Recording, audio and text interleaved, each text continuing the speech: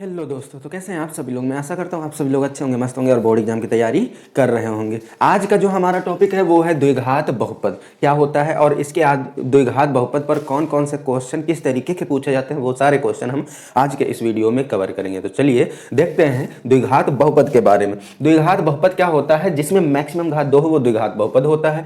अब हम यहाँ पर एक क्वेश्चन लिख रखे हैं, ये इसी द्विघात बहुपद का है। इसमें बोला गया है 2x² - 8x + 6 के मूलों का योगफल व गुणनफल ज्ञात कीजिए। ऐसा बोल रखा है। इसको किस तरीके से सॉल्व करेंगे वो हम देखेंगे, लेकिन इसको सॉल्व करने से पहले हमको कुछ चीजें जाननी होंगी। वो पहले जान लेते हैं, कुछ फॉर्मूले कह सकते हैं। इसमें देखो दो चीजें बोल रखी हैं, योगफल और गुणनफल। तो ये दोनों मान हमको पता तो होने चाहिए। योगफल का सूत्र क्या होता है, गुणनफल का सूत्र क्या होता है। भाई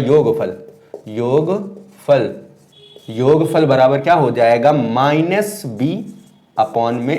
ये होता है सूत्र योगफल का। और गुणनफल की बात करें तो गुणनफल का सूत्र, गुणनफल की बात करेंगे तो गुणनफल की बात करते हैं तो ये c/a, ये गुणनफल का सूत्र होता है। अब यहाँ पर a b c ये क्या है ये भी अभी देखेंगे। अभी हम बताएंगे इसका वास्तविक रूप क्या होता है, उसके बाद abc सब समझ में आएंगे। इसको हम दूसरे तरीके से भी लिख सकते हैं। जैसे मान लेते हैं कि अगर ये जो द्विघात बहुपद है इसको हल करने पर अगर इसके मूल 2 आते हैं, उनको हम अल्फा और बीटा मान लेते हैं, तो दोनों को जोड़ देंगे तो अल्फा प्लस बीटा बराबर हो जाता है -b/a। और अल्फा इंटू बीटा गुणनफल की बात करेंगे तो दोनों गुणा कर देंगे तो c/a, ये लिख सकते हैं। तो बस इन्हीं की जरूरत हमको पड़ने वाली है। अब इस सवाल को करेंगे तो इस द्विघात बहुपद का जो वास्तविक रूप होता है पहले हम वो लिखेंगे, जो कि होता है ax² + bx + c।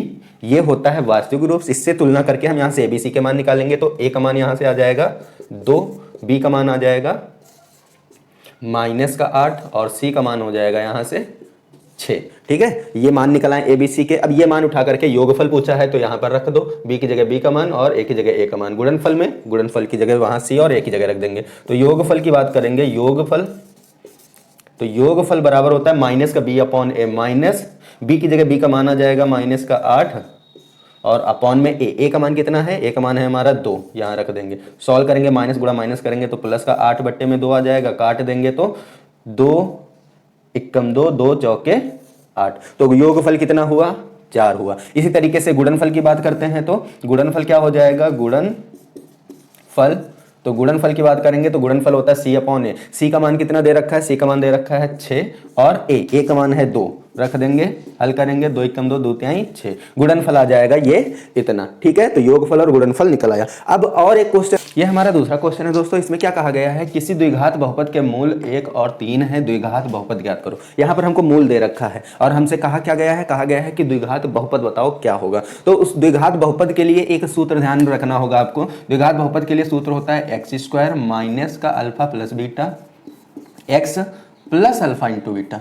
ये होता है द्विघात बहुपद बनाने का सूत्र। अब चलिए क्वेश्चन को करते हैं। यहाँ पर हमको 2 मूल दे रखे हैं 1 और 3, तो हम पहले वाले को अल्फा मान लेते हैं और दूसरे वाले को बीटा मान लेते हैं। अब उसको भी अल्फा इसको बीटा मान सकते हो, कोई प्रॉब्लम नहीं है। ठीक है, अल्फा बीटा मान लिया। अब हमको चाहिए दोनों का योग और दोनों का गुणा, तो हम पहले अल्फा प्लस बीटा कर लेते हैं, दोनों को जोड़ लेते हैं तो ये 1 और +3 जुड़ेगा, कितना हो जाएगा 1 और 3 मिलकर के 4 आ जाएगा। ठीक है, इसी प्रकार से हम यहाँ पर अल्फा इंटू बीटा निकाल लेते हैं। अल्फा इंटू बीटा की बात करेंगे, यानी कि इन दोनों का आपस में करेंगे गुणा, तो 1 × 3 कितना आ जाएगा, 3 आ जाएगा। अल्फा प्लस बीटा का मान ये आ गया, अल्फा इंटू बीटा का मान ये आ गया। दोनों का मान उठा करके यहाँ पर इस समीकरण में या इस सूत्र में रख देंगे। ये हमारा सूत्र है x² - α + बीटा x + α × बीटा। मान रखो यहाँ पर, तो ये x² ही रहेगा, माइनस अल्फा प्लस बीटा का मान हमारा कितना आया था 4 रख दिया और ये x हो गया, प्लस अल्फा इंटू बीटा का मान कितना दिया था 3, ये 3 हो गया। ये हमारा एक द्विघात